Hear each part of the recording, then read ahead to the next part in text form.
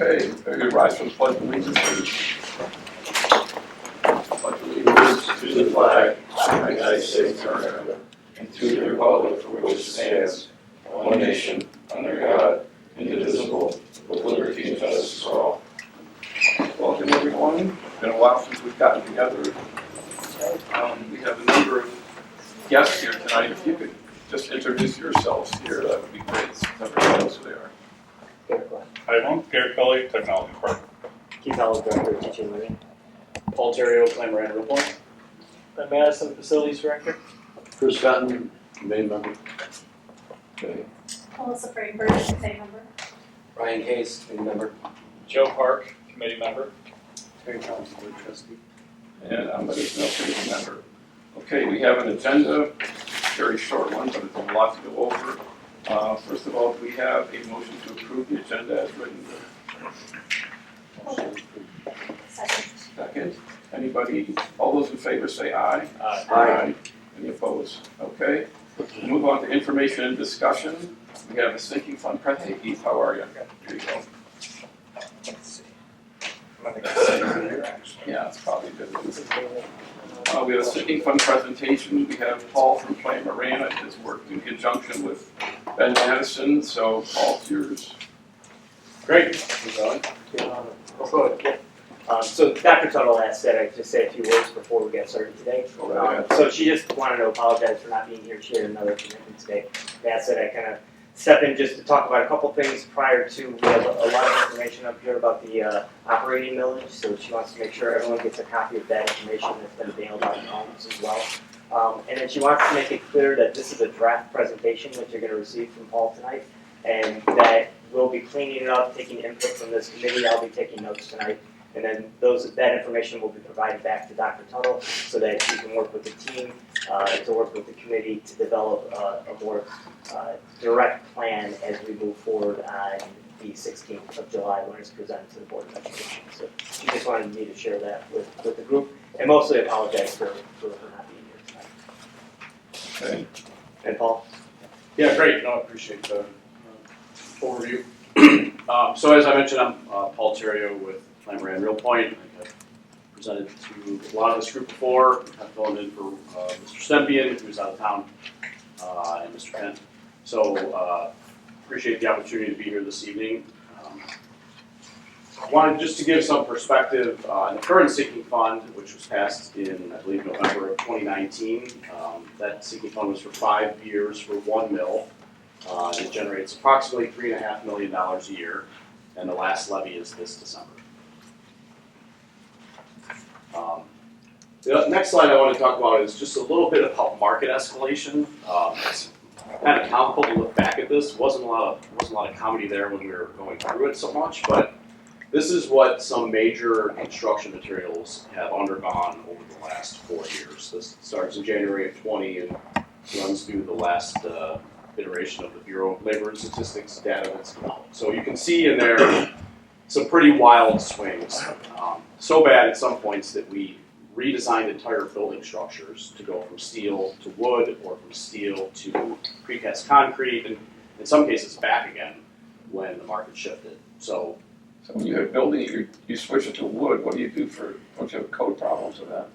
So it depends on how you do it. The one I was thinking of in particular is a new addition we put on another local school district where we use mass timbers for the roof beams and for the roof deck. The only problem was, at the time it made sense because wood was cheap and steel was hard to get your hands on. By the time it actually got designed and put out to bid, it flipped the other way. So it seemed like a good idea at the time, but it didn't work out that well in reality. It's a beautiful building and the owner's very happy, but it probably didn't save us any money. So Thank you.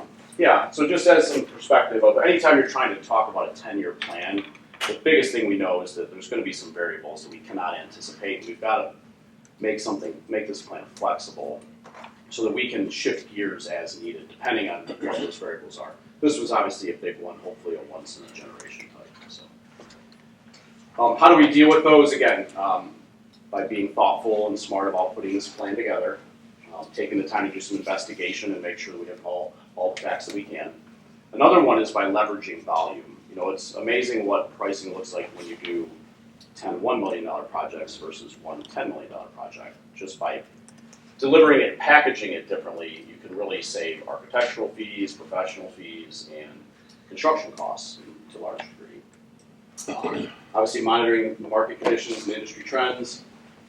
Bid packaging and timing is a big one that's underappreciated. You know, the K-12 market is very cyclical. If you bid out at the right time of year, you can save 5 to 7 to 10% on your pricing. If you bid out at the wrong time, they can flip on you and you pay an extra 5 to 7 to 10%. So that could be a 20% swing just by bidding something out at the right time of the year versus the wrong time of the year.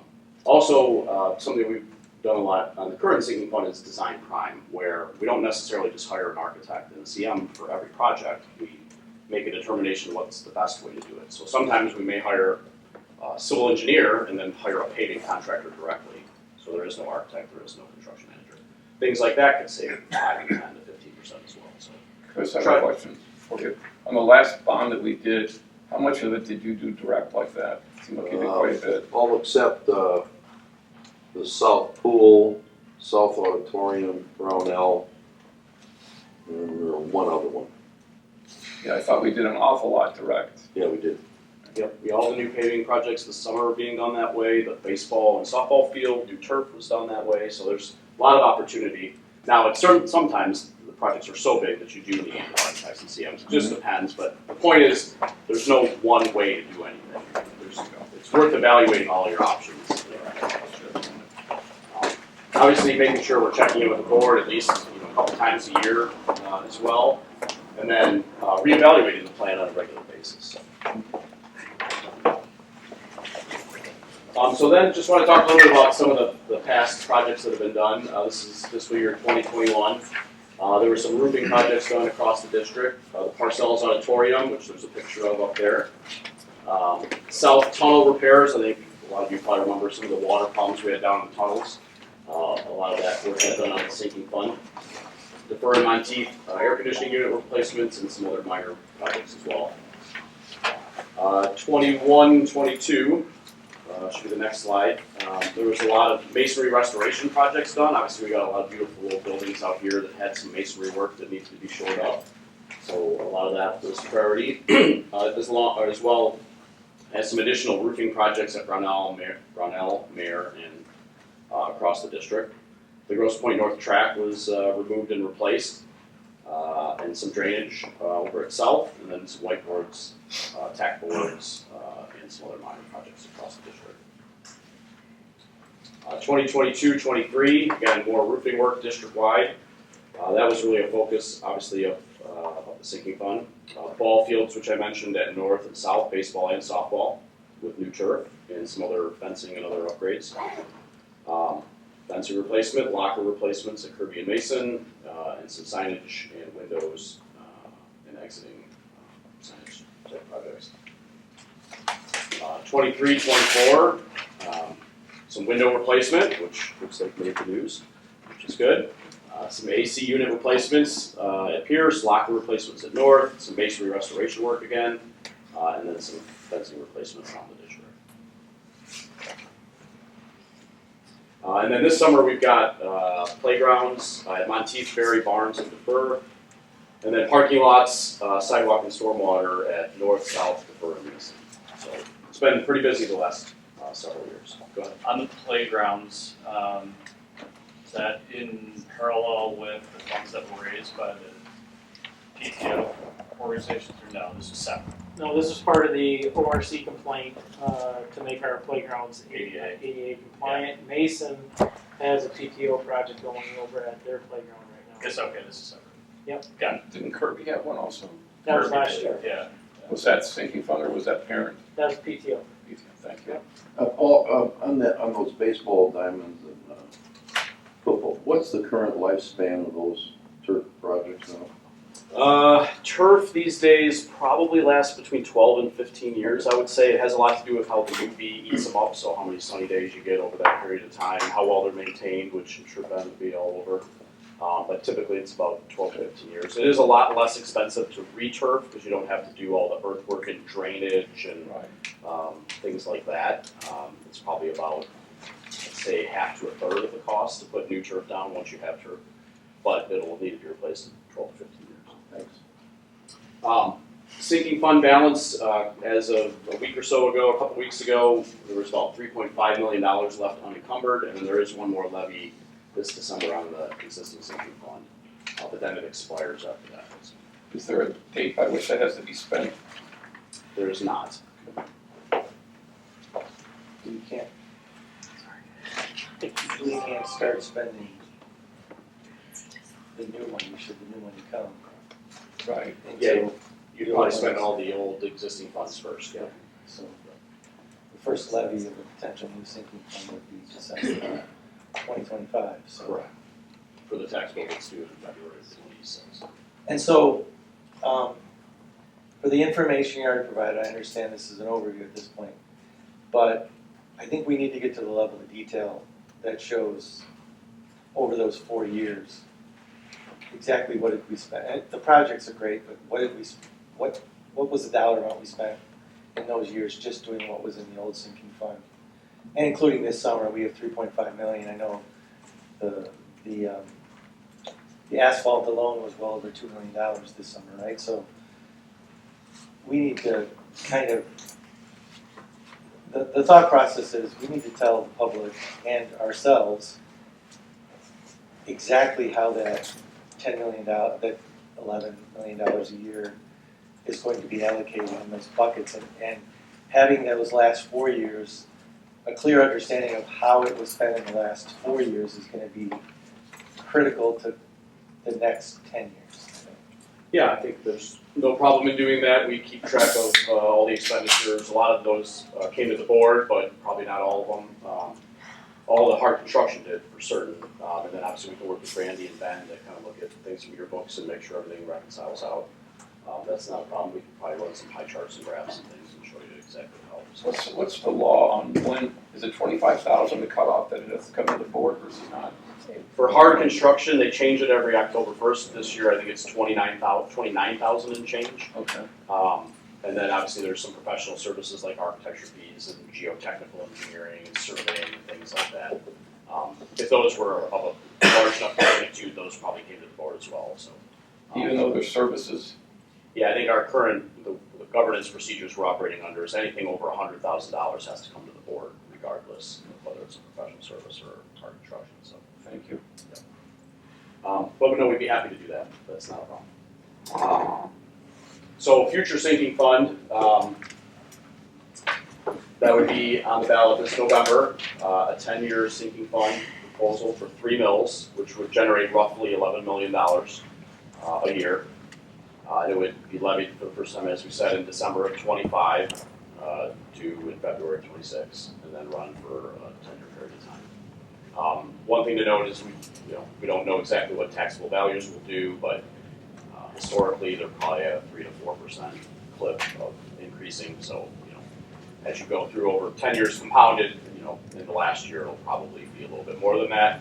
But we also know construction costs are going to go up faster than taxable values typically, so it'll be eating into the buying power as well. One question, you can answer this whenever you want, I don't mean to interrupt, but just I think it'd be important to understand the rationale for 10 years versus 5, as it was previously. Yeah, I think that's probably a question best answered by the board, but I do know we work with a lot of districts. We're probably doing 15 different sinking funds in southeastern Michigan.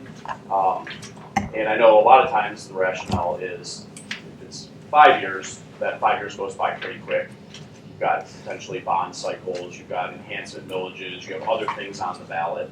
So it does feel like sometimes when it's 5 years, it comes around so fast that you're already back asking for another ballot proposal. So sometimes 10 years does make more sense. 10 years is the maximum allowed, I believe, under the new law by the state. So. The other ones you're working on, what's their length? Most of them are moving to 10 years. If they're not there already. Is it a similar number at 11 million a year, or is it more or less? It really depends on the taxable value of the district. So some of the districts we work in, their taxable value may only be 300 million.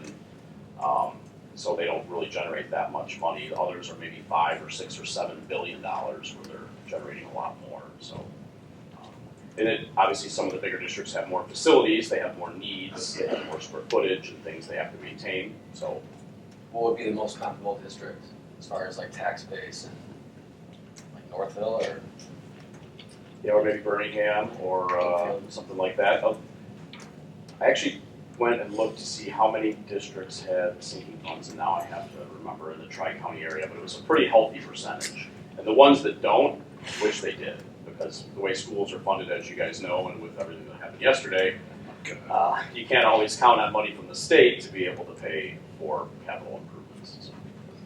So I'm gonna just raise that because you would ask the committee to think about questions. Right, that's And I think exactly it's a big it's a doubling of the term relative to what the voters previously passed, so I think it's a fair question that we need to have a good we answer. should have a rationale. Got it. It's on the list. Thanks, Joe. The next slide I'm not going to read through, but it's essentially the ballot language that the board approved to levy, again, those 3 mills for 10 years.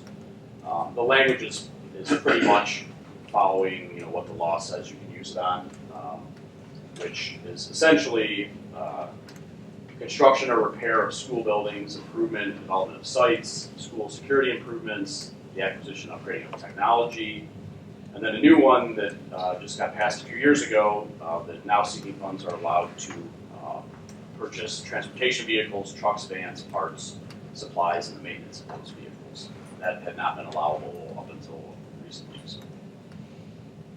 I have a question for Chris again. Chris, when we used to buy vehicles back in the old days, did you bought those out of the general fund? Correct. And would you just pay cash for them? Generally, there was a couple we leased, Okay, but generally it was, just one shot and that's it? yeah. Thank you. The next slide just kind of talks about some of the major sinking fund objectives, and I'll get into more detail later. I think the supplement attached to that, but really the high priorities are increasing the building security. That could be a myriad of things. We obviously did a lot of that with the last bond, but there's still access control for doors, surveillance camera replacements, burglar alarm upgrades, things like that. I know a lot of our clients are talking about glass, whether they should replace glass with laminated glass to make it harder to get into buildings, things like that. Replacing exterior doors, right? So there's a lot of things around security, keeping the buildings safe and the students and teachers safe.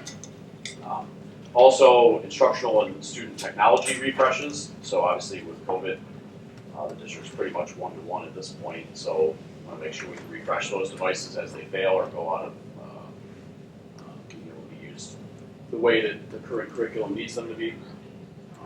Increasing code compliance around playgrounds and leisures and things of that nature.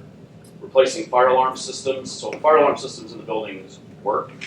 So I want to suggest that they don't, but some of them are older and could be upgraded to some new, more sophisticated systems that probably would be better. So, and some of them, it's hard to get parts for and things like that when they do break. So, When you have technology upgrades, can you buy those through the bond or they have to be through the sinking fund? you can buy them either way, as long as the ballot language is at least allowable. Chris, in the past, have we bought technology through a bond or how would you fund Some that? technology, it was different back then, had to do with what was part of the infrastructure, you could, Okay. but not the end equipment. Like the cabling and that? Yeah. If you put through the bond? Yes. Thank you. I think in the last bond there was about $20 million worth of attack. Not quite what it was, sorry. Okay. But with COVID and all the virtual stuff, I know a lot of districts have gotten pretty close to what it was. Got it. Sorry. We're Thank you. Thanks. Obviously, roofing replacement is still something that's ongoing. A lot of buildings have slate roofs, which have a really, really long useful life, which is great. But there are a lot of flat roofs in the district as well that have probably like a 20-year useful life. And we have not replaced all of them. And then building masonry restoration, that's something that's just ongoing. A lot of the limestone and brick and things like that. And then parking lot replacements, which again, there's a lot of going on right now over north as I drove by. Yeah, the other thing that maybe this is for Ben, but when we talk about the sinking fund projects that have been done in the last 4 years, including this year, I hope we can distinguish what was a planned sinking fund expenditure and what was an emergency sinking fund expenditure, like the tunnels the water in the tunnels 3 years ago, right? That was not a planned Yeah. thing. I don't know the masonry this year. I believe that was planned. The one I think at Pierce and at the other one, I think That was those are not planned. right. So, because I think on a percentage basis, we need to look at like, okay, well, we know what this is planned, but we need to have that contingency for things that over the years have come up, whether it's $500,000 a year or whatever it is, we need to be ready for those kind of things. Yeah, that's a great point. I'm glad you brought that up. We started helping with the sinking fund project, I believe, in 2021. We had been engaged to help with the bond, and one of the things we noticed right away is that it seemed to be a little reactionary as to what the sinking fund dollars were being spent on. And one of the first things we did was sit down with the administration at the time and talk about we really need a 3-year plan so we can look out into the future a little bit more, start to leverage those projects together so we can drive pricing down, start designing them at the right time, get them at the right time to drive pricing down further. And so we have had a 3-year kind of rolling plan, so to speak. I think we updated it last year, was the last time. But I think we can do a better job even. I mean, I think we can get, like, if it's a 3-year rolling plan, it's like the 3 years of confirmed plan, but we need a 10-year plan that's revised every year, 10 years. Like, okay, like you said, the usable life on our fields, right, is 10 to 12 years. Well, Right. we just replaced it. In 2036, we should be understanding that we're going to potentially have to resod those, Yep. whatever. I love the way you're thinking, and I have a slide about that actually in a little Okay. bit. So future sinking fund projects, again, these are very similar to what I just read about on the previous slide, but with a little bit more detail, and we'll get into even some more detail in a minute. And then we tried to put some dollar amounts to these. Remember too, we did a facility assessment, a district-wide facility assessment 2 years ago, and that study found that there was about $250 million worth of need across the district. So while the sinking fund would be great, it's certainly not going to address all the needs at all. By the way, that was 2 years ago. Things have escalated probably 6% 2 years ago and probably 4 or 5% last year. Plus, obviously, there's new technologies available. There's other needs that have probably come up across the district. So I'd guess that number is probably closer to 300 million if you update it. So where do we get a sheet, or how do we put together at least an educated guess as to what everything is? You know, in other words, not just a sinking fund, but here's what we're gonna have to go for a bond also. I think that's right. I mean, the question that I It's a big was gonna picture. raise is, this 250 number's been talked about a lot. Right. If this passes, it's 110. First off, is 250 right? Second off, if I'm a voter and I pass 110, what are we doing about the difference between 250 and 110? That has to, I think, be communicated in some fashion. There has to be a plan. You can't just I agree. There's, in K-12, unfortunately, like we've said, the way schools are funded by the state, there's always more need than there is money. Even some of our districts that have $300 million or $500 million bonds, or Ann Arbor with $1 billion bond, there's more need there than there is money. Yeah, But we do have this, like I said, in 2022, we did this facility assessment across the board. I brought a copy with me if anyone wants to thumb through this. I'm happy to leave it. I think I We sent looked you at it, yeah. guys, I sent you guys copies. Yeah. But I do think it could use being updated. And again, hold that thought, because I was going to hit on that in a couple slides. So we did try in the next slide just to put some budgets to some of these things of how we thought the 11 million times 10 years would potentially be spent. We've got about $13 million in roofing, $8 million in masonry restoration. I should add that Gary and Robert and Ben spent a lot of time, again, trying to distill the bigger need down into what would the sinking fund tackle. This is by no means perfect or final, but it's kind of the first version. About $12 million in entrances, doors, and windows, $2.5 million in fire alarm. I won't read them all, but you can see them up there. The biggest ones are obviously site work, which is a lot of parking lots and asphalt and concrete.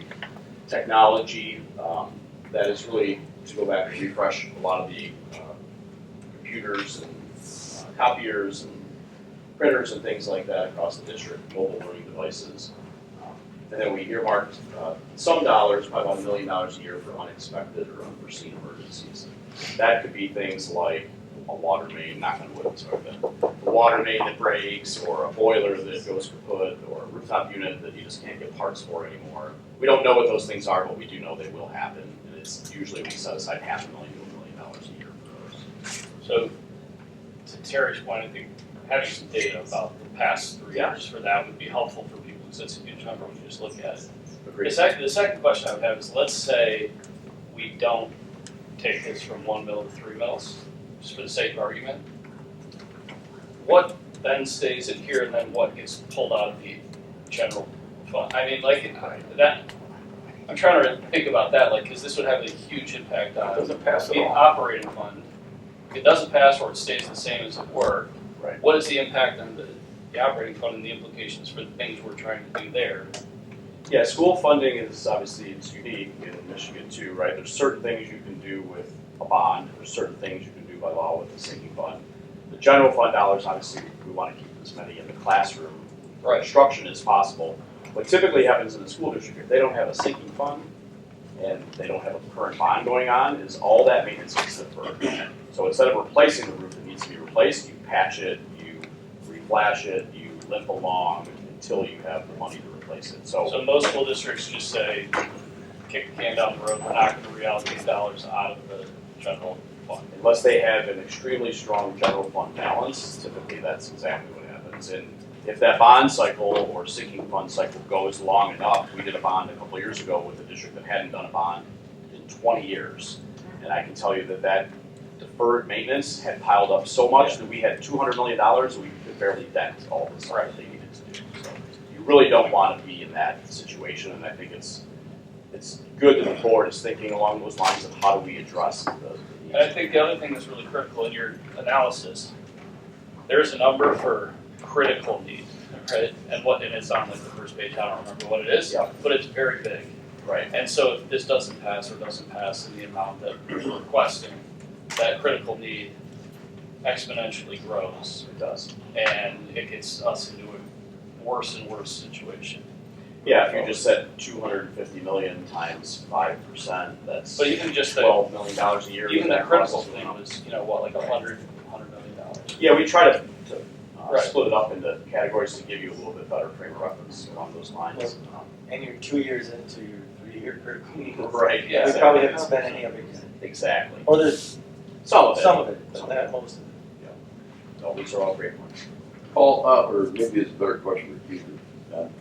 The transportation number, is that for obviously our maintenance equipment, but also is that for buses? Yes. So, Do we? Okay, good. yeah, so basically what that number is for our general ed transportation and also a district refresh on vehicles. We can also bake in, if we lose a transmission in a vehicle, we could use sinking fund dollars to do that under this new language on the ballot. So we can't use any of the special ed transportation because that comes from a different bucket. But we can use anything that's general ed related. Now, do we own general ed buses now? We don't own, we use auxiliary. Okay, We contract with them. Right. so this would be, For general. Contract buses. Contract buses for this. this number would include contract buses? Correct. Okay, all right. It could. So that's an important point, because I don't recall us ever having our own buses. No, well, part of the problem is, we did, maybe we do now, but we didn't have anywhere to put them. Yeah. And part of the problem is a lot of people don't want a big bus shelter sitting in their backyard. Right. So what you're School saying is districts that put we're up gonna use, that 5 million is gonna be for sort of operating expenses versus an improvement of some kind. Correct. Okay.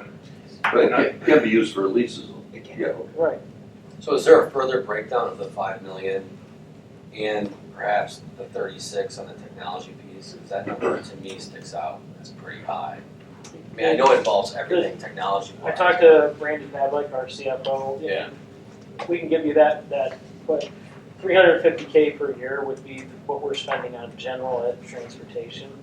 The rest will be a refresh of district vehicles based on, if I have a vehicle that's probably 10 years old, that's a good time to refresh that vehicle. I just lost 2 to the auction that were 2002 vehicles that were just falling apart. I couldn't keep them running anymore. So that would be an opportunity to refresh vehicles like that to dump trucks. So the 350, you said 350,000 we're spending on general ed, Correct. And where is that? What is it? So that could be going to, taking the kids to another athletic event, things like that. We don't book that to athletics. Where does that go? Yeah, you do, but it comes out of the. Still the Coming out of the general fund anyway. Ultimately. Yeah, sinking funds tend to really help general fund expenditures. Oh, yeah, I know. It would be interesting to see that expense, what percentage of that transportation is going to athletics. I do have a breakdown on the tech later. Oh, good. Deck, so. Good. Yeah, sorry, just to belabor this.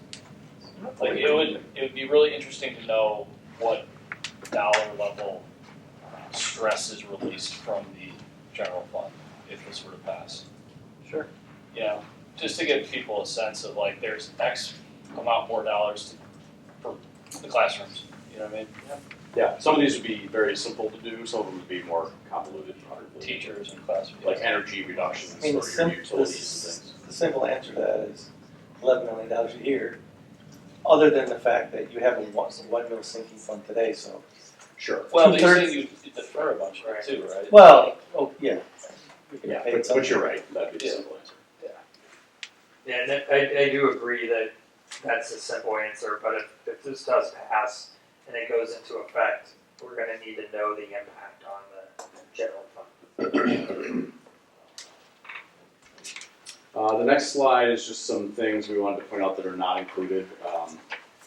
The middle school pools, obviously there's been a lot of conversation about what to do with those pools, that we do not have any major dollars earmarked for those. Classroom furniture is not included, nor is district-wide air conditioning. Are these on this list because you don't consider them to be critical needs? Like, I mean, the furniture I know can't be included because it's not something you can sub out, but the pools and the air conditioning, is that just something that we don't consider to be critical? I wouldn't say that, I would just say that this first version of this 10-year plan, we did not include them, and we wanted to call that out. Because I know there's been, for a couple of years now, a lot of discussion about the pools.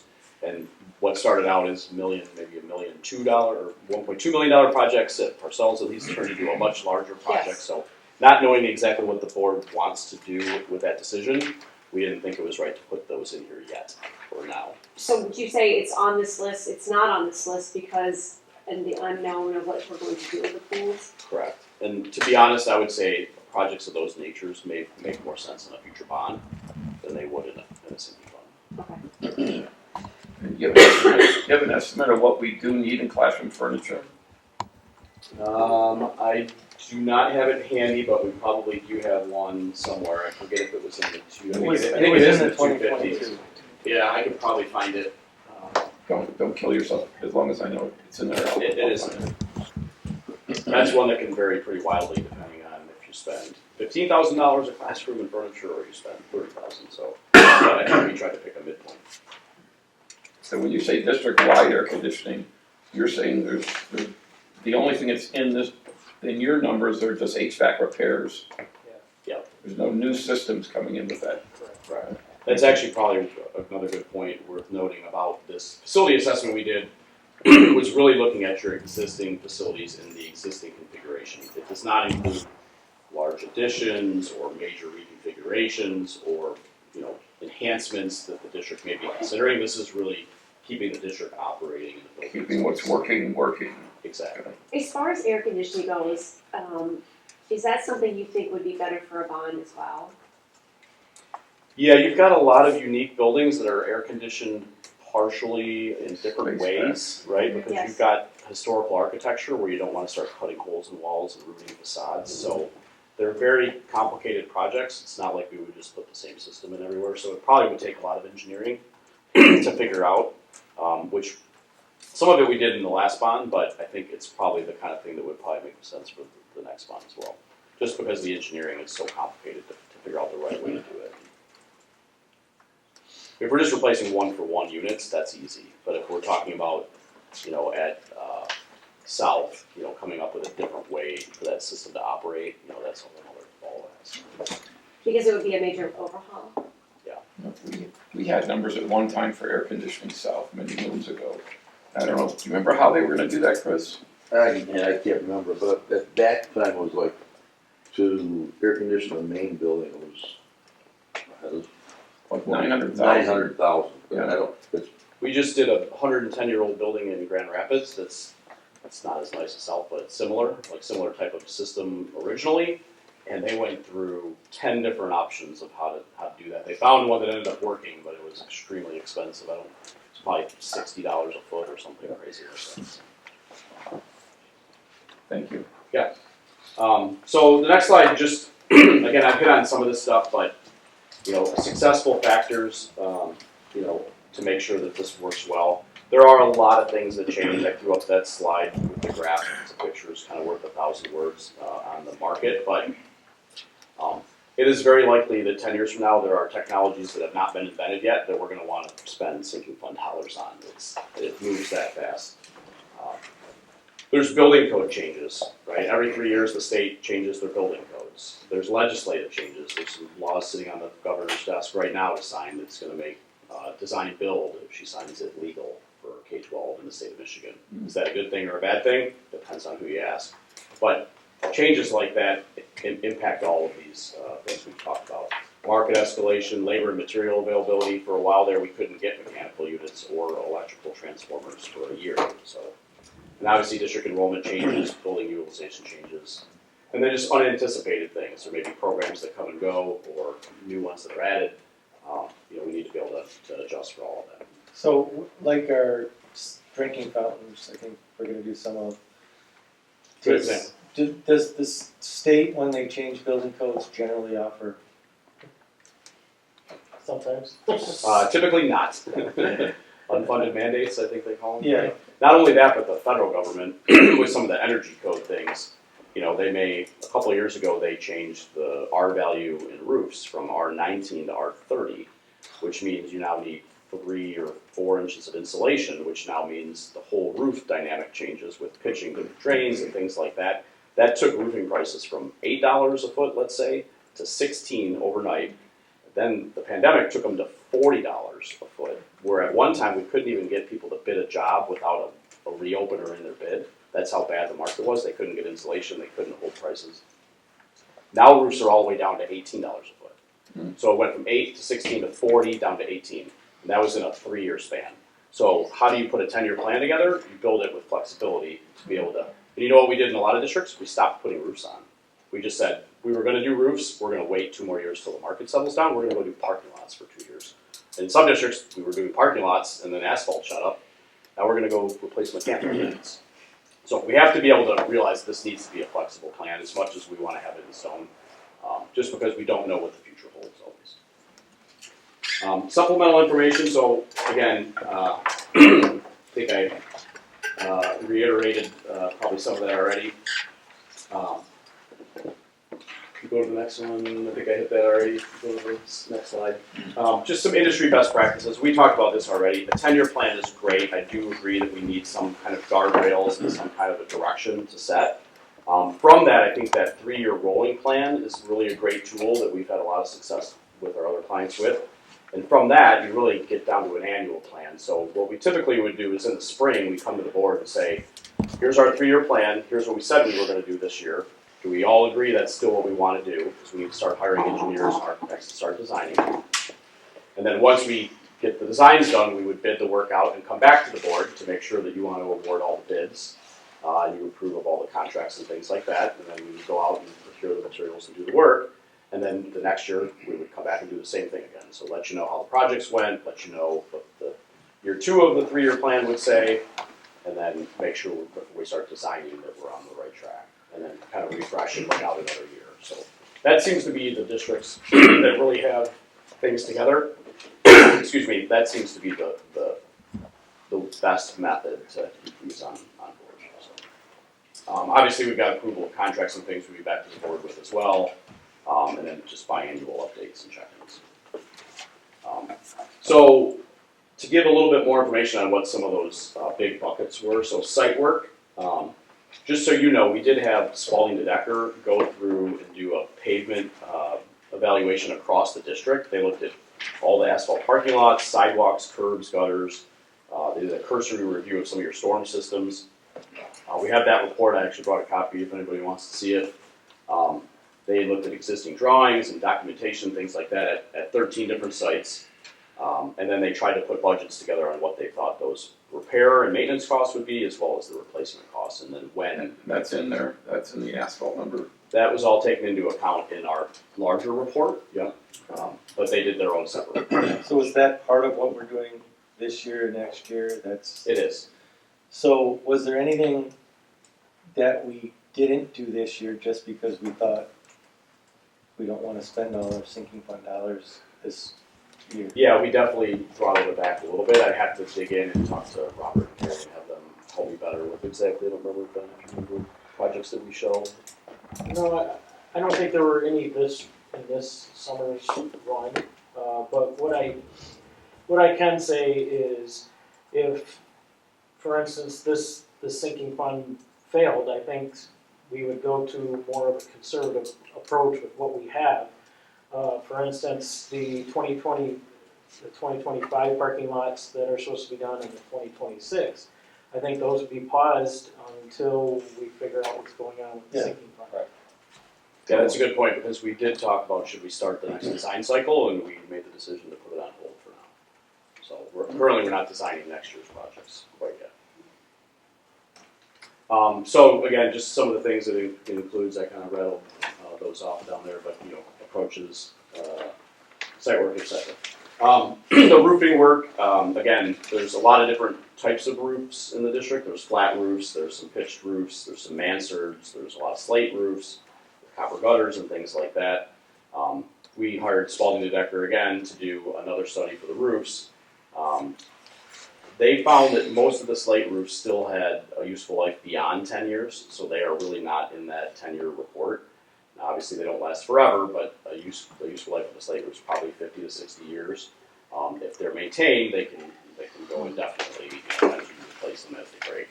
But we do know there's a lot of drainage piping, especially at south still. The rain conductors that come down from the integral gutter that are all cast iron that are in the walls. A lot of those have been remediated, but by no means have all of them. And that's the same as some of the other buildings as well. So, Do your numbers include a budget or a placeholder for the maintenance of the slate roofs? I don't believe this facility assessment has any maintenance costs in it. For the $111 million budget, I believe there are some costs in there to do some minor repair and maintenance. Because I mean, that point that you brought up is very important. You're saying that if they're maintained properly, you're not replacing them.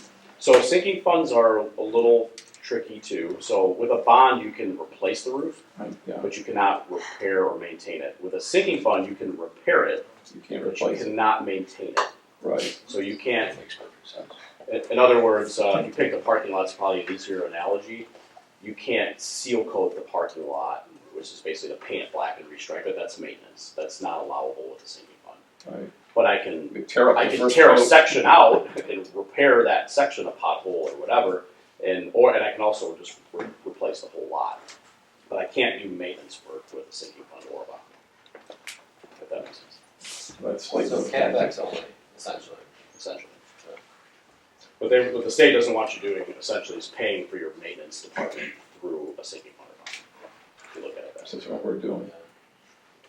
Well, we're doing it up to the letter of the law. I understand. We're not crossing that line.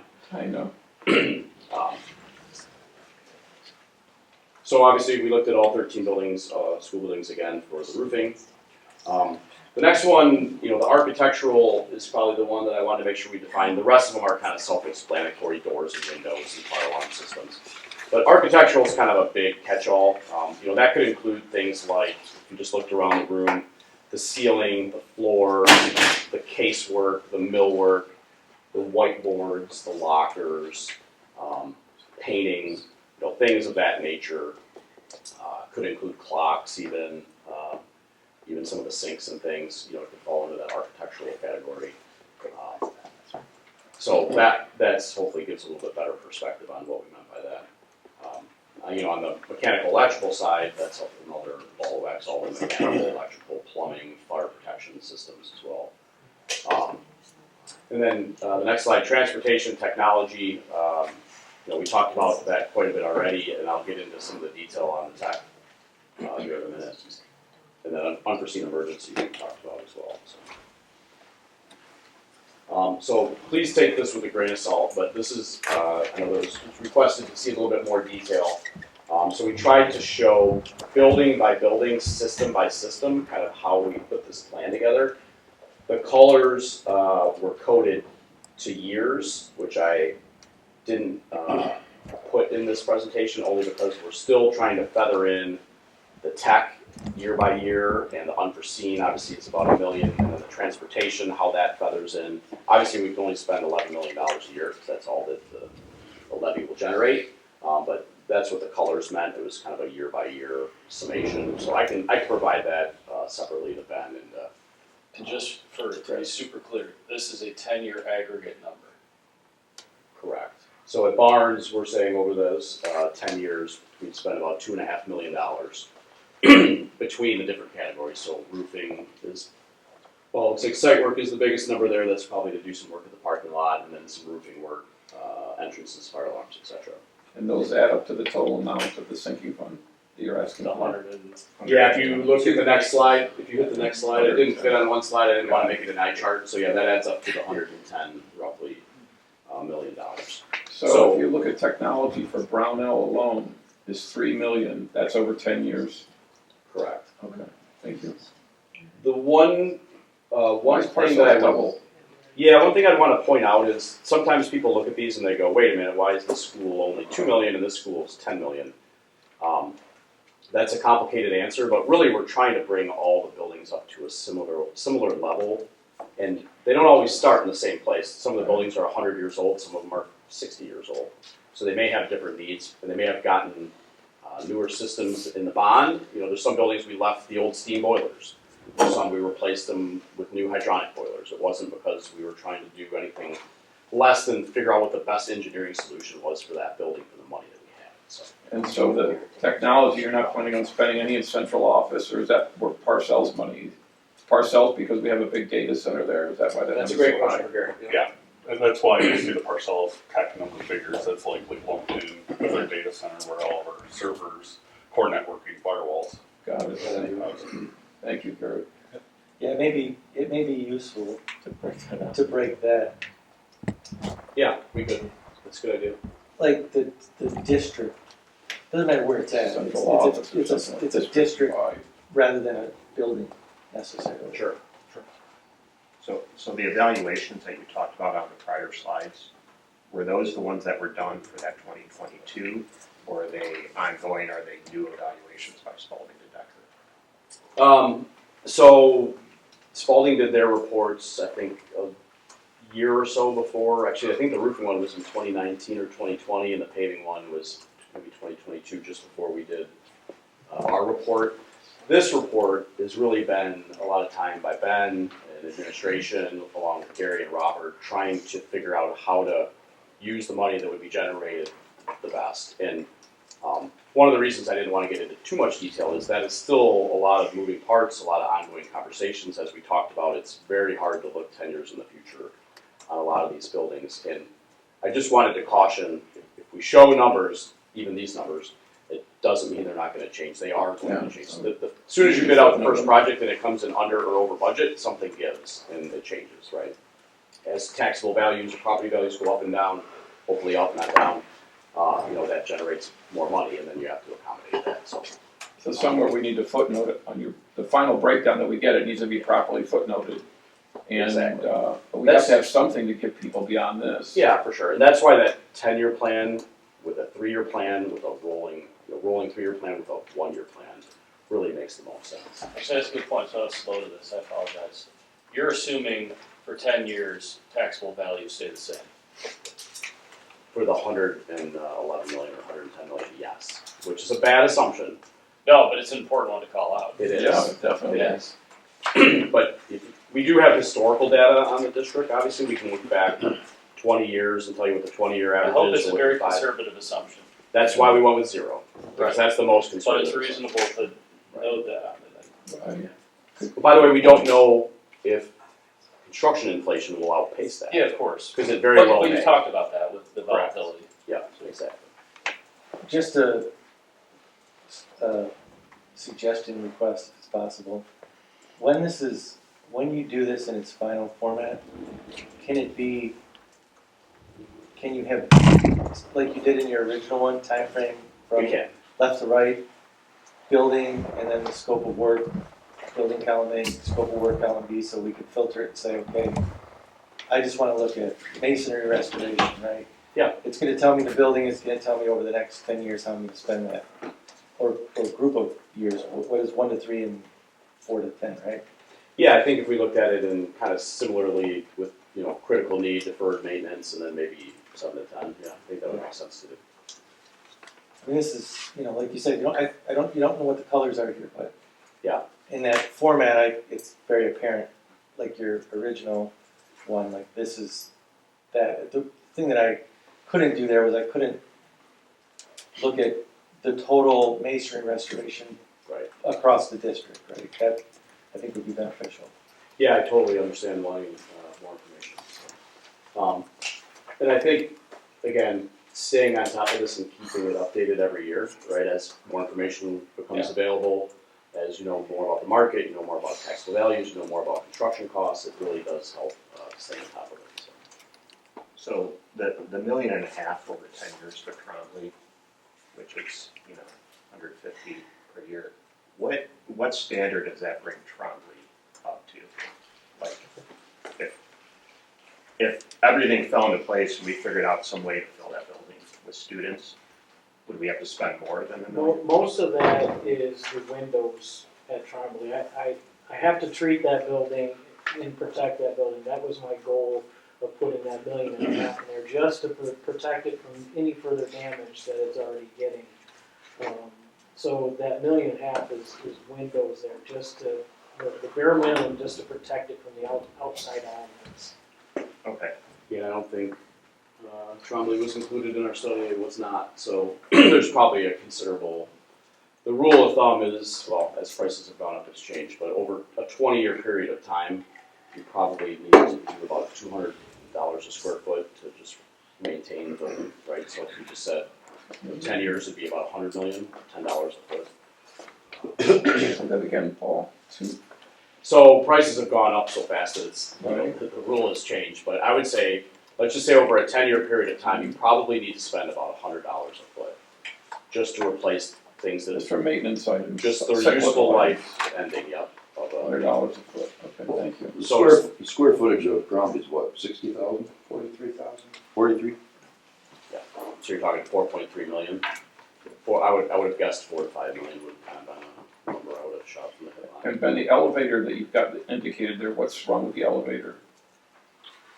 That is to bring the elevators up to code Okay. for the door lock indicators that the state is requiring. Got it. And if you're just using the first floor, you still have to do that? Correct. Okay, thank you. Have we actually got bids yet on the doors and windows at the $1 million for Trombley or not? No, Just no, an that's estimate. that's just an estimate. And Trombley is 43,110. Just Yeah, and you can see there's some masonry restoration. Sometimes when you take those older windows out, you have problems with the lintels and the brick above and things like that, so that's just a placeholder. And the 300,000 at Trump, is that maintaining, or that's not a full replacement of the slate, is it? No. No. No. not even close. No, but the roofing report did have, basically broke every roof down into different areas and then evaluated those areas separately. They did roof cores and things like that. The parking lots and the paving report are all color coded as to, the useful life expectancy. So we've got a lot of good data. The district did a good job investing in those reports so that we had a good roadmap. Ben, how would you feel about this in the state of the buildings, just as the person that knows it the best? So let's just take roofing for example. What I did is I went to our roofing assessment, and that was done in 2021. 2020, something like Doesn't that. matter, doesn't really matter, but I went and grabbed the roofs that were scheduled for replacement at the 1 to 3 mark, and also the 3 to 5 year. Now, we've already blown almost through the 1 to 3 year recommended replacement on those. So I'm just addressing the roofs that, Yeah, sorry, Well, I kind of meant the whole thing, the whole 110 million. If you were to, this happened and, you were, how would you feel about, you need more, and I understand that, but like, just give us a sense for, how well you feel like this is addressing what needs to be done, to what, Is this hitting the critical needs at least? yes, whatever, this is addressing my fires, okay, and that's what I was getting to my point on I'm the sorry, roofs. I'm sorry. This is, I'm grabbing the items that what I consider are on fire, Okay. for lack of a better term. Like our fire alarm systems, those are, I can't even get parts for we're grabbing parts off of eBay just to get our fire alarm systems operational. That's a That's not unusual for industry, trust me, that major automotive companies are buying spare parts off of eBay as well, so. And I've got fire alarm systems that are using, and I don't even know why it was done this way, obviously budget reasons, but on the first floor we have an up-to-date fire alarm system, but it's communicating with an older system on the second floor, and they don't play well together. So I have certain issues, like I have windows that I can stick fingers through in the district, wood windows.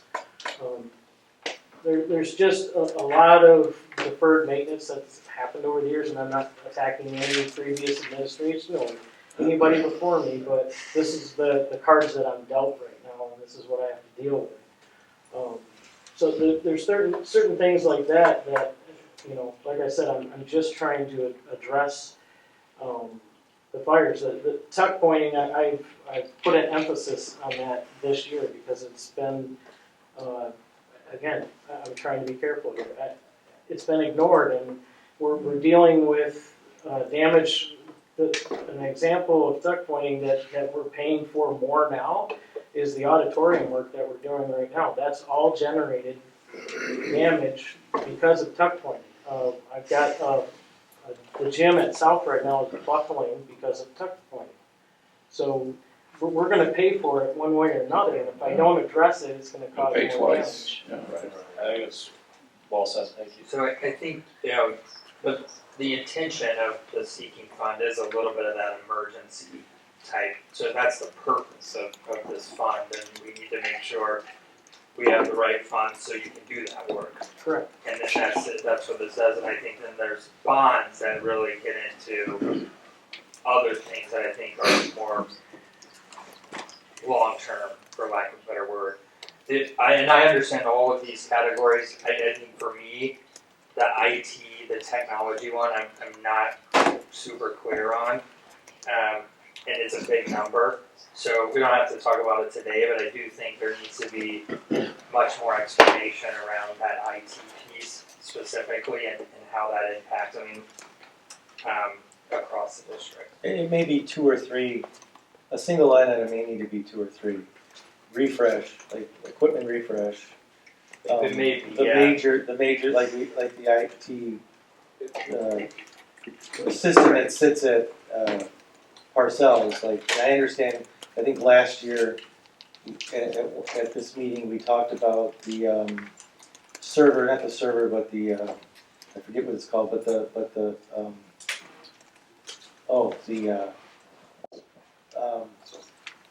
firewall, the firewall, and the cost of that was kind of like shocking to us when that came, right? So that's, and I don't know, I think that was like a 3 or 5 year agreement that we have with that company for the new one, so, yeah, so 5 years from now, we gotta do it again, and that's a big number, but breaking out as much as possible, like when you got a big number like that, what's the refresh, and if it's refreshed by building, I mean, we have 450 teachers, another, I don't know, 200 or 300 district employees.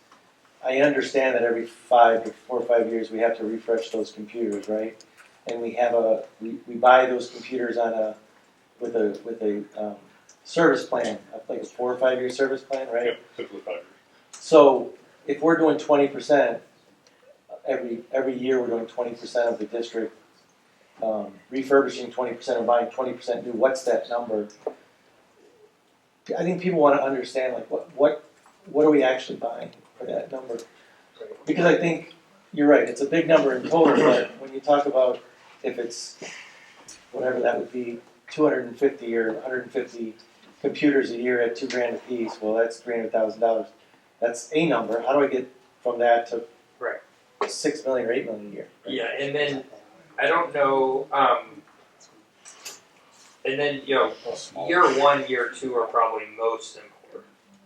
Because when you get year 3 to year 10, you're getting way out there. I mean, these are assumptions, but really then tying, how are we gonna do this the first couple of years? I think that's what the public's gonna be interested in hearing. Because that's gonna be the things that we actually do, for sure. Right. And so would you think that this is the absolute bare minimum we need to address the critical needs that you've outlined in this project, or this PowerPoint? Okay. Yep.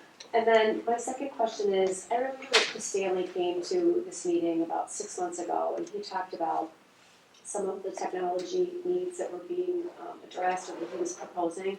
Is this separate from what he's asking for, or is the thing that he's asking for part of this budget? I think he outlined something about like computers or laptops, like one-on-one. It was $1.5 million a year. Yeah, that was, Well, I at think, any rate, is this part of this, or is this separate from what he was asking for? So my assumption is it would be part of this, but I would have to go back and ask for sure. I think that 36 million is refresh all of those different components. Okay. Right, The other but thing I we wanna brought be- up too was that the testing is now all online, so we need additional, like not just refreshing what the teachers have, but that in order to do the state testing, there needs to be enough devices for all the students to test.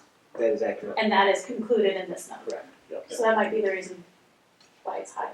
But Yeah, he for- came here with a proposal, right? And Yeah. so the proposal he is requesting is part of this project, This right? is where we would get the. Yes, so it wouldn't come out of general fund, it would come out of this.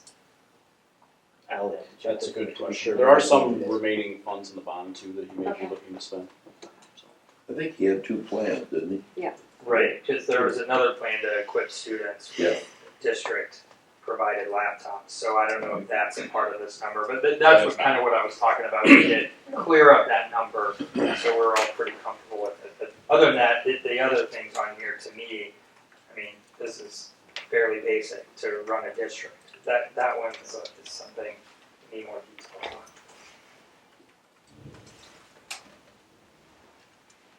Paul, are you done? I am, unless there's any other questions. Well, let's go do a real round robin as far as, you had some great ideas, Joe, as far as things you wanted to see.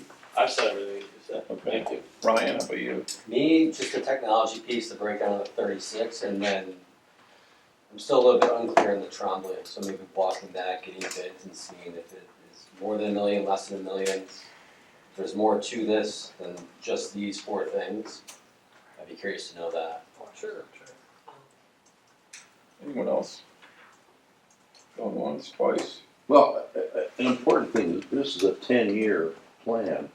And in 10 years, 8 years, we don't know what's gonna happen. I'm assuming at some point, well, maybe not, I shouldn't assume that. It's all depending on enrollment. If enrollment goes up, down, stays the same. Let's say it goes down, the board's gonna have to look at other options. If it goes up, we gotta look at other options. So, while we can say this is a definitive plan, it all depends Another footnote.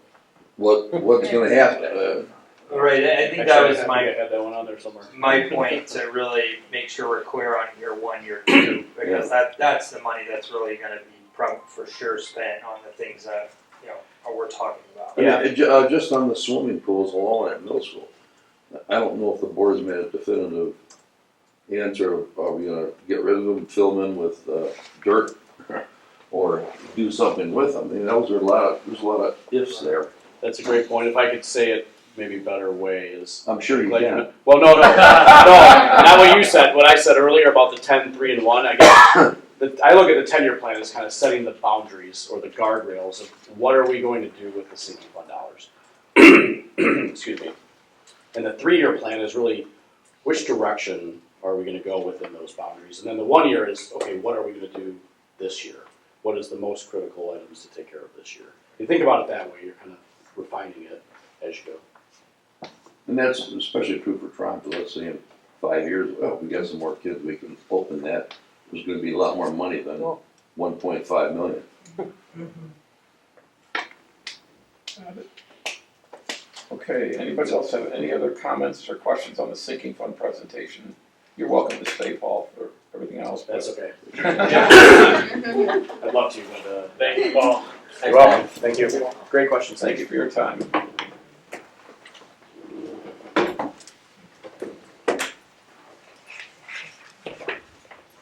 Okay, next up, I had added the Trombley item onto the agenda based on Dr. Tuttle's comments at the last board meeting. I thought it would be a good opportunity while we're all together here to discuss Trombley as far as options that people had or thoughts that they had as far as the direction the school system should take, because ultimately, I do have one other question before you leave, Paul. When is our next board meeting? July what? 16. July 16th. Is there anything that we're gonna be making a decision on July 16th relative to that list? I don't believe a decision's being made. I believe a presentation will be made on that night. And Dr. Tuttle will be meeting with Paul and also Ben to determine and ensure what that is after getting feedback from the tonight's meeting. Okay, that's what I was concerned about. I don't want to go into that meeting and then have it be diametrically different than what we talked about. No. Okay, thank you. Thanks, Paul. Yep, you're welcome. So we've got Trombley School. Dr. Tuttle brought up very accurately that we need to do something to move forward with that project. And I'm getting a feeling there's a lot of people here from Trombley. And if anybody doesn't have an objection, I'd like to sort of bounce the meeting around and let two people speak first.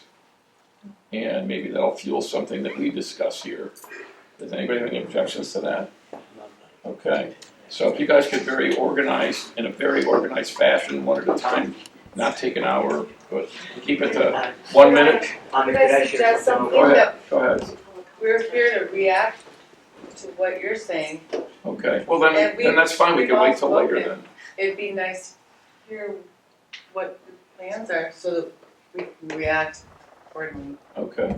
We frankly don't have any plans. Does anybody else We think that? don't have any plans. That's what we're here tonight, just to bounce around. What were you gonna say? I know that Dr. Tuttle had some thoughts about this. Has she shared any comments with you in regards to tonight and having this on the agenda and having conversations about it? Just basically that she wasn't gonna be here and that, Because I think her comments from the meeting, the board meeting, were just general comments, and I don't know if she was quite prepared to step into having a full-out meeting in regards to what's taking place with Conley. I think we can generate some conversation. I'll take some notes. And I don't think that the wasn't point the of, intent, yeah, I don't think the point is that we're gonna suggest what we think the best option for Trombley is. It's more of I was glad that the Trombley, the cost of at least maintaining Trombley and its current status, whatever we call that status, not really mothballed, but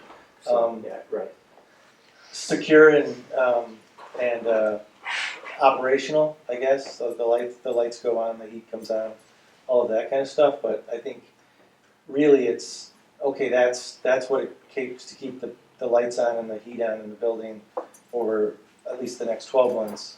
What are really the thoughts of what are our options? I think we asked Paul tonight, what's the number to get it operational if we had that number, right? I think that's important to understand. Is it $5 million or $10 million? It's not going to be addressed with likely a sinking fund. It's going to have to be addressed with a potential future bond in 2 or 3 or 5 years, whatever that cycle is. But it's sitting there. Like, what are people expecting? Like I said, I don't think this is a meeting where we're going to tell you what we believe should happen to it. I would be certainly interested in hearing the comments from the people who are here tonight to get their feelings on it, because ultimately, their wants and needs are what we need to address. Ben, is it being staffed by a custodian or anything? No. So somebody just goes there, troubleshoots or? Our HVAC guy goes in there and does routine checks in there, but not 8 hours a day. Okay. So there's nobody using the building for anything at this point. Full Circle is using some of it for storage, but that's it. The gymnasium. Yeah, everything's just in the gym now, everything else, Yes. the rest of the rooms are all cleaned out. Correct. Oh, that's great. But the field is being used. Yeah. Fair enough, yeah, So we maintain the field for whatever sports are going on at the correct. baseball or. So are we soccer. doing, do we contract the field or the grass, the front grass? This district, And do we charge for that, for the use of the field? yes. Not really maintained though, just so you know. The building or the fields? The field, well, both. Yeah, the exterior is primarily supported by people who love the building. Can I just make a suggestion to Go the ahead, committee? Thanks for letting me speak, I hadn't planned to. Just when I was looking at the numbers, I was encouraged to see that at least something's being done there. The one concern I have is there was 0 for the fire safety. And I think if every other elementary building, it's around 110,000, not that that's not a lot of money, it is, but it should be brought up to code fire-wise, whether or not someone is in the building or not. And if there's a thought to potentially be using it in the next year or so for anything, you have to get that done too. So at least could you consider putting that on the un-zero part? I mean, I know that that changes your number, or at least put it somewhere if that's a consideration. Just so the committee knows, because your facility or whatnot, the surrounding area is not taken care of at all. It's used as a dog park, and whether people are cleaning up or not, I think most people do. It's put in the trash cans, and the trash cans are not emptied ever. And nor is it cleaned up around the area. The only time it was cleaned up was recently when we had the designation there, and I know Ishmael was there, thank you. My husband got permission, I believe, from Matteson, right? Yeah, okay, Yeah. to do that, and then shortly after, the rest of it was done. I don't know why, I'm not blaming anyone, I just would like, just cause it's way off in the far, I mean, it looks bad now the windows are all boarded up, it looks like a vacant property. So we do have to make sure that we maintain its safety if you're gonna try to keep the integrity of the building. So, Keith, let's just get back to what Dr. Tuttle was requesting, because it's important at some point that we have this discussion on this committee, because sooner or later, something's gonna feed into Ben's number for that sinking fund for Trombley. And I'm just wondering, when does she want that to happen? I will ask her. Okay. So as someone who lives in the area, I don't have elementary school Well, kids at this point, If but. we're gonna take public comment, let's do it all at once. Oh, I So, thought if you you guys were- want to, I'd like, that's fine, I'll be happy to do that, let's go right around the room now, then we can go back to our meeting, and we're done with public comment, okay? So let's do that, you're up. Okay, so I guess my question was, if you guys hadn't thought about what you're doing with this empty shell of a building in our neighborhood at all in the past 3 or 4 years that it's been empty, why hasn't there been a redrawing of the districts? Because my understanding is defer is bursting at the seams. I've got neighbors with 3 children, the first one going into kindergarten has to be driven to another area because they moved in after the school year was already set for the year. So they're panicking about, what are they gonna do now? Drive? Will they be able to get back to defer? Because defer's just full. So I guess I understand if you don't know what to do with Trombley, but then why not the redrawing of the district? Okay, I've got that on the list for Dr. Tuttle. Who's next? Okay, Go right ahead. I'm gonna stand up, it's easier for me to talk, sorry. Go right ahead. 535 Pemberton, and I emphasize what Kellyanne said about redistricting. Defer is at capacity, and because of that, they had to move all 8 ASD programs to all elementary ASD programs to Kirby, and I understand that we don't have a lot of disabled students in general in population, but it'd be awfully nice if our special education was portable and it went to where the kids were, so they could stay in their home schools years failed. My daughter Trombley excelled my expectations. It was a little utopia. It's an amazing center point to our community, and I hate seeing it suffer because it's basically we have as parents in order to meet everybody south of Jefferson.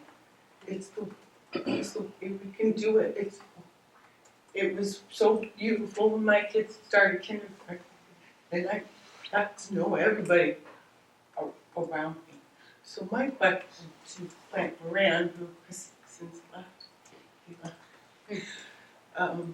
is what happened in Bloomfield when 4th grade went into middle school?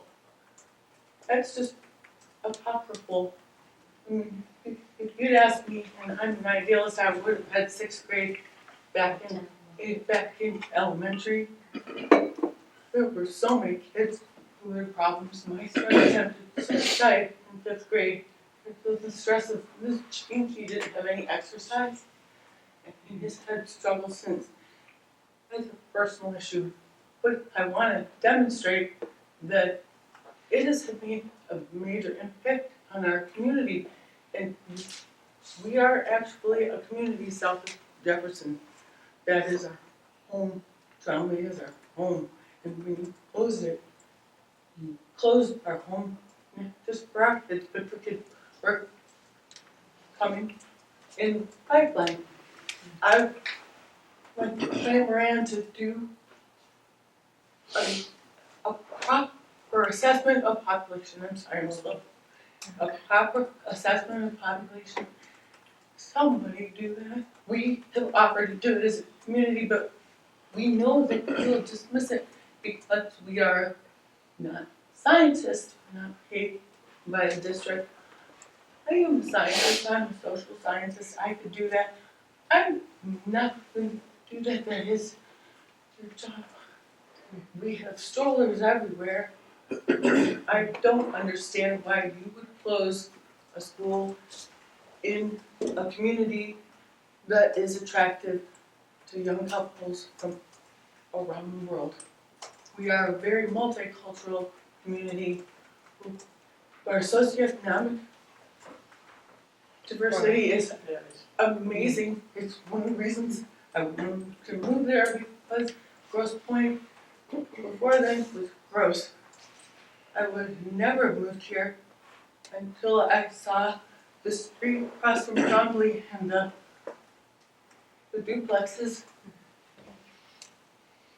And I think when we close gateways to Grosse Pointe for interesting people who make us a good community, like me, I'm an anthropologist. I lived in Guatemala and New York and California and Chicago. And I love Grosse Pointe Park so much. I love south of Jefferson so much. I am not alone. It's Mayberry. There. It's Mayberry without an elementary school. It's Mayberry. It's a wonderful community. It deserves an elementary school. We shouldn't be punished because we're on the fringe. And we shouldn't be treated as hysterical parents for caring about this beautiful old building that has already changed so many lives. My family's, my daughters included. I just want you to take that into consideration. And I'd like a proper population study of south of Jefferson, please. It just seems like that could cost Plante Moran that much money. Yeah. And we certainly don't want 4th grade going into middle school. Renee, I see you've got a pad of paper, just so we keep everybody in the loop here as this develops, because as Keith said, we're not going to be getting as far as I thought we would here tonight. Could you just get me a list of everybody here who's interested in Trombley? I'll make a little mini list and send them out the information as That would I be get much it. appreciated. I mean, for us to just see it up on the agenda with nobody telling us, Yeah, I think is part of the reason why you have this kind of response. no, I'm And happy we to are hear it. used to being told that we're emotional and that we should get over it and that we're spoiled brats because we have to cross Jefferson. But honestly, there are certain points, I will certainly provide you a list of everybody who's here tonight, and there was tons more that couldn't make it because of the time. And we don't want to come to every one of your meetings and cause you trouble and We're not extend your causing meetings. trouble. You don't want to be here all night. But there are certain things that we do want you to keep in mind as the decisions are being made. And we have had that building sit there for 3 years, which, as you've heard, has become kind of an eyesore to go along with our already heartbreak over the situation. But also to be told things like, well, you know, you can put your hand right through the window. We were promised when we voted very strongly on the south side, on our side of Jefferson, for improvements to that school with all the sticky notes that were put in there, that bond money was going to be spent in our school.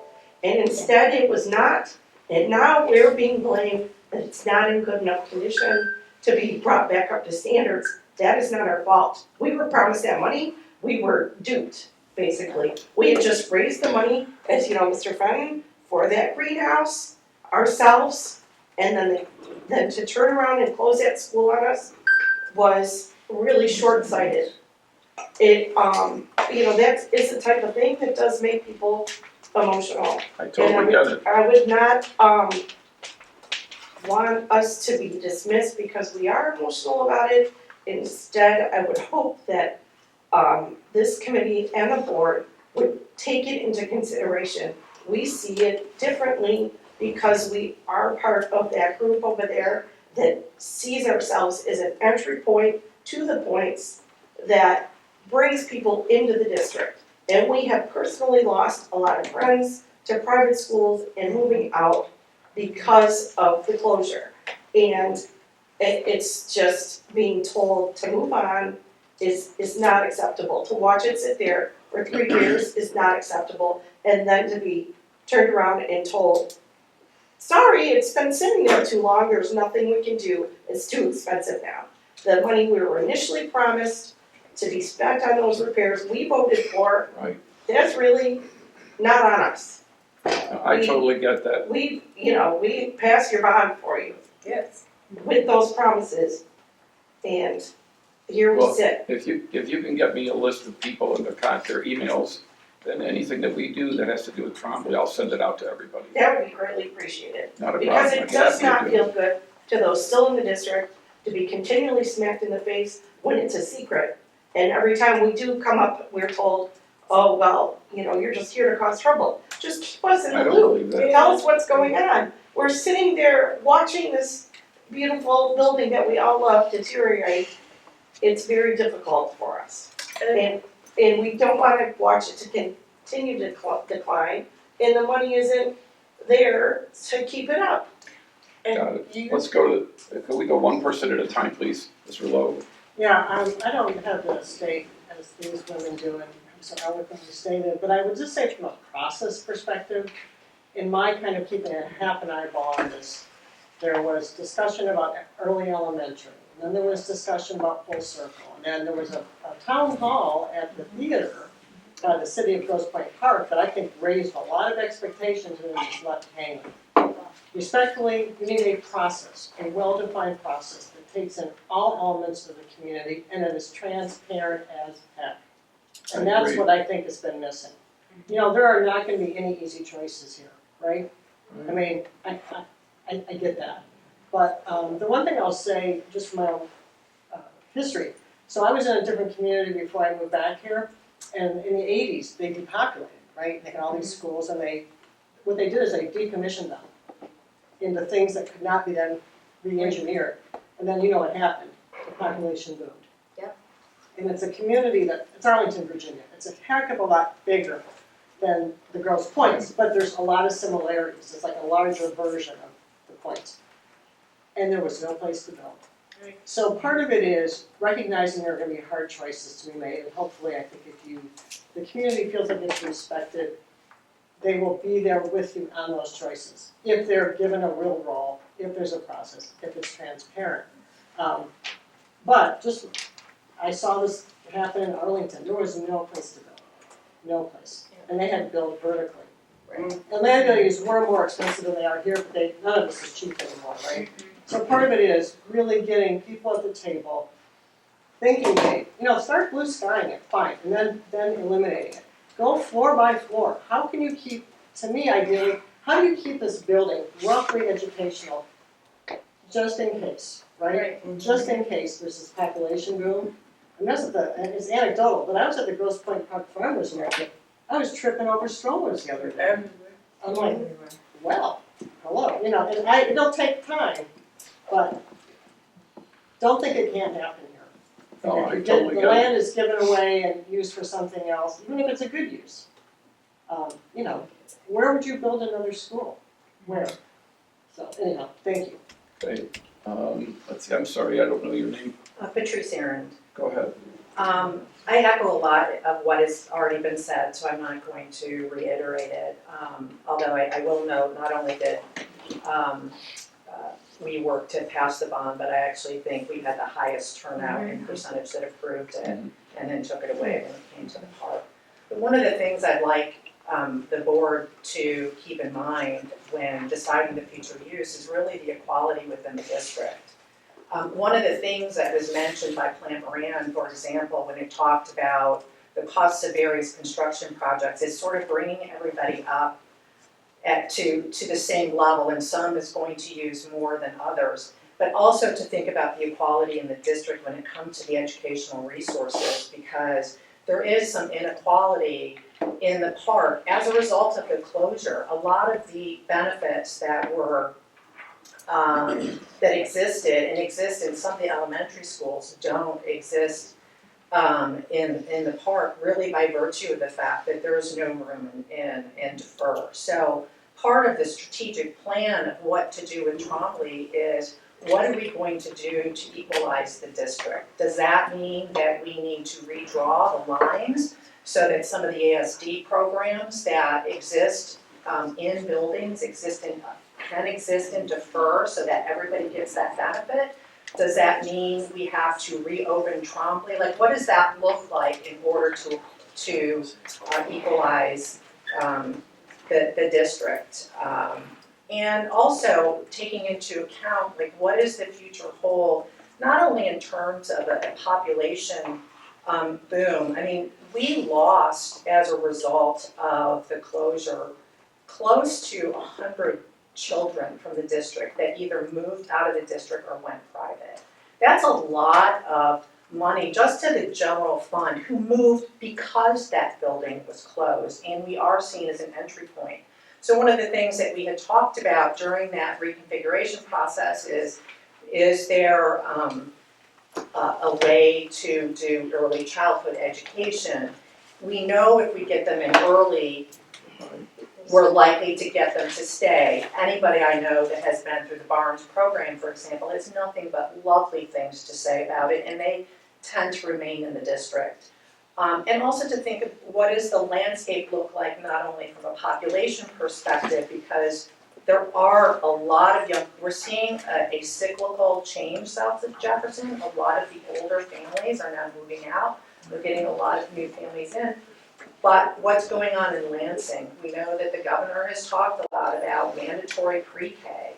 Where is that going to be? Is that going to be at a single site? Can Trombley be used for that? Is it going to be at every elementary school, in which case we don't have room for that? So I think there needs to be a deep look at, in addition to these other things like maintenance and things like that, is what does the landscape look like moving forward? What contingencies do we need to plan for? And how do we make it equal across the district in planning that? And I think if you can satisfy that, including making sure that that building is not an eyesore. It really is an eyesore for that neighborhood, and it's a shame really what's going on right there. I think you can get some support, and we're here to help, not to hinder. And I think if you can include us in that process, I think it can, we're more likely to get buy-in from the community, because right now, we're stuck with a boarded up building. Got it. Anybody else? Go ahead. One question that I hope Dr. Tuttle can answer is the Town Lake's got a historic preservation designation. And it's unclear to me what's restrictions that puts on the building as far as changing it, redeveloping it. No, it doesn't. No. It doesn't. Does that include like housing development and all sorts of? No, they would just have the marker. And I guess the question for you. It's the property of the state. Are you guys considering something besides a school? I'm asking you. We haven't considered anything. That's the reason, frankly, I wanted to talk a little bit about this tonight with the committee. That's why I'm taking notes here. And anybody else? Go right ahead, Janine. I just have one more thing.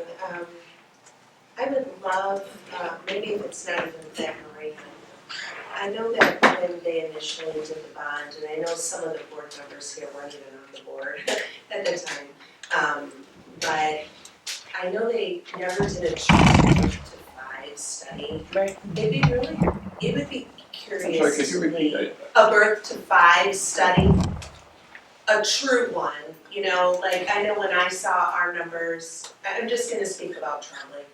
Just, I knew that they were wrong. And I knew that it was a lot of political games. I'm just not someone like that. I just felt like, well, if it really didn't have the numbers, I got it. You know what I mean? Like I can look at that realistically. Historically, I don't think any of the historic buildings should be closed in the district. I'd rather see something like Kirby closed and get moved to Richard. But that's just me. And that as a preschool central in the district. But I would love to just see a birth through 5 study to see really where our numbers are.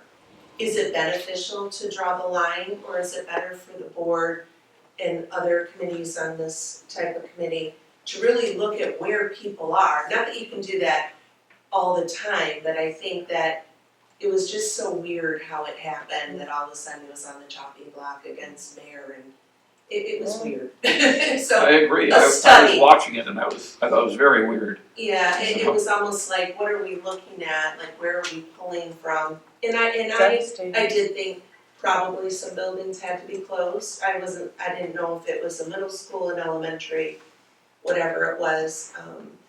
Realistically, I know our numbers are dropping, but I would think it would behoove to get a real unbiased person to come in and say, where are our numbers? If they're really on the north end, then great, that's where we wanna make sure that we're maintaining our buildings, but where are they? So, Got it. so, thank you for letting me speak. No, I'm glad you guys were here, I really am. Go ahead, sir. How you doing? My name is Joshua Wools. I work with Sherry Betcher. I started a robotics program here in Grosse Pointe, and we've been talking a lot about trying to develop a robotics and innovation center. Technology it's coming quickly. Obviously, STEM is super important. Technology, automation, AI, and I would love to see the district have more opportunity for students to have access to STEM type programs, and I think that there's a possibility that Trombley could provide a space to be able to implement a robotics and innovation center, and I think it's something that we should explore. We put together a presentation of some ideas about how to utilize it for robotics and maybe some other adjacent programs that would be work towards bringing STEM into the district. Maybe put in a technologically advanced makerspace. We've went to Farmington Hills has recently integrated one in one of their schools that they had to shutter due to declining population, and it seems to be a huge success. And it also helps create revenue that helps go back to the building and maintain this property as well. Maybe looking at a way to integrate an early child education center into the building. Because at the end of the day, somebody just said it, we are facing, tough problems. The school age population is shrinking, and we've got buildings, and we either have shut some buildings, and we have more than capacity here, or we have a bunch of buildings that are at 60-70% capacity, and that's obviously a struggle for the school board. So if we could look at some of these creative ways to be able to utilize the space, make the building, keep the building because it's a beautiful building, and you maybe even create a placeholder that we could, if down the road, if populations increase, you could bring the school back into it. I think that'd be great. So I wanted to throw that out there. No, I appreciate it. Frankly, the best part of this meeting was listening to you guys. Is there anybody else? Okay. If Renee has that list, if you get that, you want to email it to me or whatever's easy for you. I promise you guys that anything that happens with Trombley that I know about, you'll know about. Thank you. And no, you're more than entitled to that. I used to live on Berkshire and Essex on the corner there in that Spanish house. And so I used to take my dog, my walking of my dog was him following them on a little motor scooter up and down Berkshire. So I can relate to that neighborhood with a great deal of affection. Did you raise your kids there? What's that? Did you raise your kids there? No, this is pre-children. Okay. This is pre-children. But it's such a beautiful neighborhood. It's like a little heaven. Let's go back. Is there anybody on the committee here that wants to make any comments before we wrap things up? Sure. Go ahead. So I completely agree. My daughter, we moved down to Pemberton in 2007 when my daughter was 3. A year and a half later, she went to full-day kindergarten at Trombley. We would have not moved down to Pemberton if you told me that my daughter's school was deferred. Nothing against deferred. Right. I just wouldn't have been taking my daughter across Jefferson or thought of her as a second or third grader crossing Jefferson to get the deferment. In my mind, that's crazy. So, and when we moved to Harvard, we were even closer to a school. But my daughter walked to school, at certainly starting in first grade to Trombley. And then we moved to Harvard, and she walked to Mare. So, and then when the talk about reconfiguration was happening, I didn't really have any skin in the game because my daughter was about to go to Pierce. And so Pierce wasn't one of the schools that was, it wasn't a thought process that we're going to close a middle school at that time. But I thought when both Poupart and Trombley were announced that just from a common sense standpoint, it didn't make any sense to me because there were more centralized schools that would have made more sense. In any case, the eyesore portion of it, I mean, and again, this is nothing against Ben, but we like that needs to be fixed tomorrow, right? We should be able to fix the problem of the garbage being picked up and the grass being cut and weeds being done.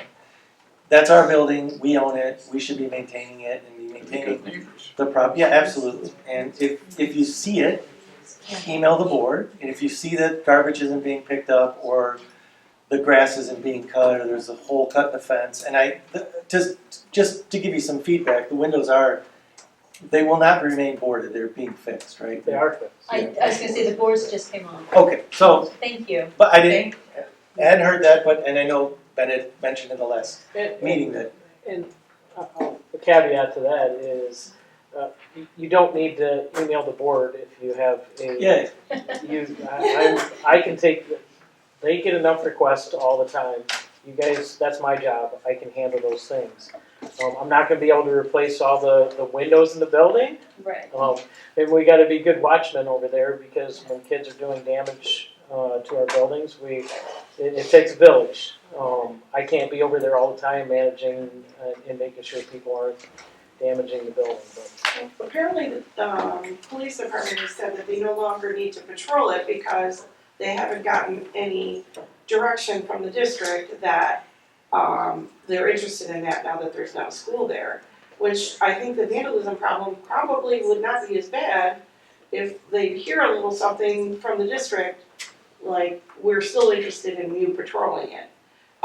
Their impression is that the district's hands off, and so they don't have to come by and check at night that kids aren't, I don't know, starting fires, whatever they're doing, breaking windows. I mean, it just, again, feels difficult to stomach that it's been so forgotten. I will add that to my list of things to talk Keith is about. making a list for I Dr. Tuttle. don't know if that's accurate, that they just wouldn't patrol the area because the district has said that they don't. Well, when we've complained, that's what So- they tell us. Well, the district says we don't have to, But because there's that nobody in boggles there my anymore. mind. I don't believe that we would have said that to them. Right, that's why, it just seems like somewhere along the line, someone's gotta clarify it so that we're not getting that kind of response. We won't come patrol when there's, whatnot Yeah, going I on. think Yeah. we'll find out about that right away. Could I Any make a last quick comments? suggestion Well, that people introduce themselves? Oh, I'm sorry, they they did did when we before you started. But just for This those is who Keith are- Howell. He's one of our top gurus. I in this know, system. He's wonderful. I guess the community. I'm glad to see you again. That's Ben Matteson. He's in charge of all the facilities. Garrett's in charge of technology. Okay. Colleen is on the school board. Hi, Collen Worden, nice to see you. Thank you for coming. Heath is on our committee, Heath Roberts. Then Ryan Case is here is on our committee. Terry Collins on the school board and on the committee. And Mike Vethake is on the committee, and I'm on the committee. I apologize for being, thank No, we appreciate you being here. I'm sincere about that. I mean, it's still our building, it's still our, and this is our community, and you're our neighborhood, you're our neighbors, so this is important to get this feedback, and I appreciate your important time. for the district. When I was on the strategic planning committee, our whole goal was to attract young families. Right. And we closed entryways, like the woods, anything, the woods or the park, it deters young families. It's a mistake for the strategic plan. Maybe you've got a new form now, but it should be and include attract young families. Thank you. Yeah, and if I could, just a couple other things. So, someone mentioned about redrawing district lines, and I wanted to talk to Chris. I know Chris is on vacation, which is well deserved. But I think, I would hope that there's some software out there that can help us as a district do this. Pardon? There's software we get, I don't know if we have a contract with it, but I know isn't there software that, I know Plante Moran's used it a couple times to give us a heat map of each. There is. We've had a heat map that's been developed a handful of times in our school district of showcasing how many students are in our district, the age of those students, Yeah, but I where mean, they're going to matriculate. yeah, I mean by building, and that says, okay, if my drawing line or if my line on in the park for defer versus mayor is currently, I don't know, whatever it is, Yorkshire, maybe? Whittier, okay. So if that's the line, if I move it one street this way, what does it do to the school that's over here? If I bring fifth grade back into the elementary schools, what does that do? We need the ability to be able to create that. It's not just create the heat map, but model the heat map depending on what if we did K through 6, right? I mean, people talk about K through 6 in elementary schools. I went to a K through 6 elementary school. I can't imagine going to middle school in 6th grade. I wasn't ready for middle school, right? But if that's something that's an option, we need to understand. Well, what does that do? Duplication, If you said K through 6, what would Trombley look like K through 6? How many kids would be there? Not only how many kids that we know would be there, which is the heat map, but how many kids don't we know about, right? And I'm hopeful that the other committee that's working on the other plan for I'm drawing a blank, but survey. No, not the survey, but the not the strategic plan.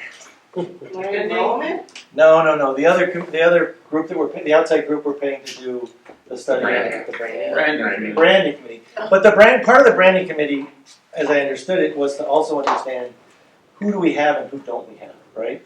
And so we not only need to understand the kids that would go to Trombley, are in defer that would go to Trombley, right? But the other kids on those streets that go to private school, that are homeschooled, like the count is not who is in our district now. The count is who's out there and available that would come to Trombley And if we have to survey people across the district to understand who in a private school would come back if we were K through 5, who would come back if we were K through 6, we need to understand that so that we can make decisions on building utilization, because right now, I don't think we have a good understanding. Yes, it's kind of this nebulous, well, we think this many people would come back to Trombley if Trombley was open. I'm hopeful that they'd all come back, believe me, but we need to have a good idea on what it would look like. How do we fill that building up? If it's early childhood education for a year or two before that decision is made, what does that look like? Does that keep the building open and heated and cooled and keep the property maintained, because we have, and I would say, again, not saying it's not maintained, but keep the property Keep the neighborhood happy keep with the the property. neighborhood, keep the building and the facilities being used, so. I have a question. How much would it cost to bring Trombley up to code? I don't have that. I know, that's a bit, I'm not expecting an answer tonight, but I mean, I think as we're talking about this stuff, it probably is a fair question. I'm not asking for it right now, but. The original Plante Moran report said it had like a 5-year plan, and it was about, I think, $4.5 million to keep, for all the maintenance that was needed over 5 years that hasn't been done for the last 5 years. So it's probably more than $4.5 million. Okay. Do you think that's a good ballpark? The bond was for 5.8 or 5.7, if I remember correctly. Right, Yeah. so the money we voted for. And let me, it depends, and that's what I want to say, because it depends what you put in there. Like, if you put students and classrooms in there, you're going to have to upgrade the secure vestibule. It just depends. There's so many variables to that Depends on question. use, yeah. Can we do a walkthrough, Ben, or not? Pardon me? Can we do a walkthrough?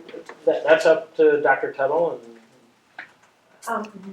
And I have a follow-up question to that. It was our understanding that if the building was reopened in less than 5 years after it had been closed, you wouldn't necessarily have to bring it up to code in order to allow the building to become operational, but there was some line in the sand that if you waited more than 5 years, you would have to bring it up to code just to open it. I don't know if that's But right. there I might are have that certain number things wrong, that's true on, but there are other things that are code, that are changing code, like Ben talked about the secure vestibule.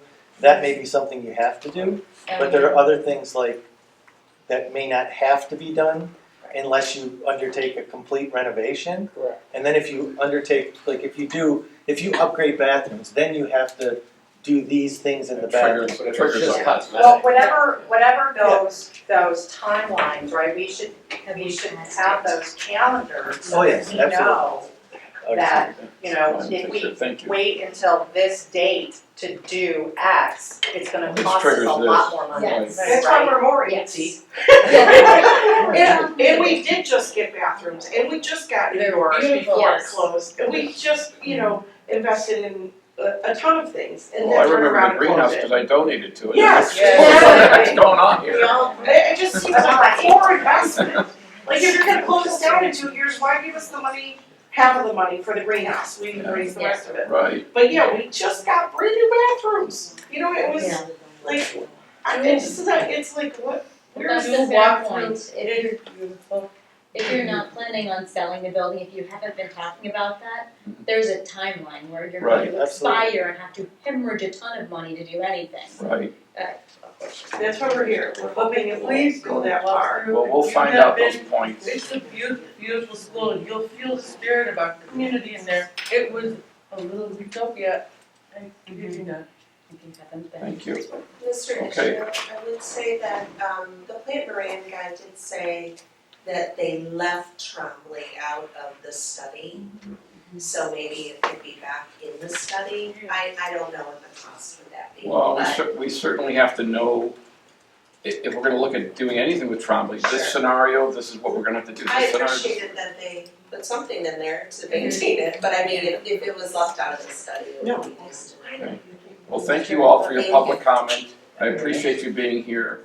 Renee, if you get me that magic list, I'll make sure everybody knows what I know. Shake it out. And we're being evicted, right? Okay, we're adjourned. Thank you, everyone. Thank you, Rick. Thank No, thank you. I didn't mean to throw that question.